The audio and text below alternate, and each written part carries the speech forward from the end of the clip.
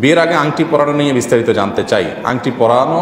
আংটি পরানো বা এঙ্গেজমেন্টের পর হবু বউয়ের সাথে দেখা করা যাবে কি না? আমাদের দেশে এই প্রথা প্রচলিত আছে যে বউ দেখার পর পছন্দ হয়ে গেলে আংটি পরায় ফেলায়। আংটি পরানো মানে হলো এটা আমি বুক করে ফেললাম, তাই না? বুক করে ফেললাম, এখন শুধু আগদ বাকি।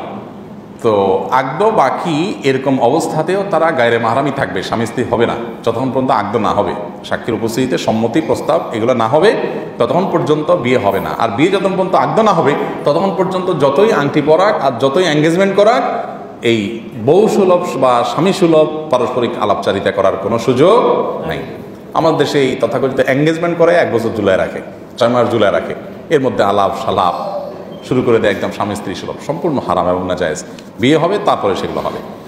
আর এমনিতে আংটি পরানোটা মৌলিকভাবে এটা আমাদের আঞ্চলিক একটা প্রচলন, জাস্ট এটা জানান দেওয়া যে আমরা আত্মীয়তা করতে রাজি, এটাতে মৌলিকভাবে অসুবিধা নাই। এটা জাস্ট একটা কি বলা যেতে পারে আঞ্চলিক একটা সংস্কৃতি, যেটা কোনাদের সাথে সংঘর্ষ নাই।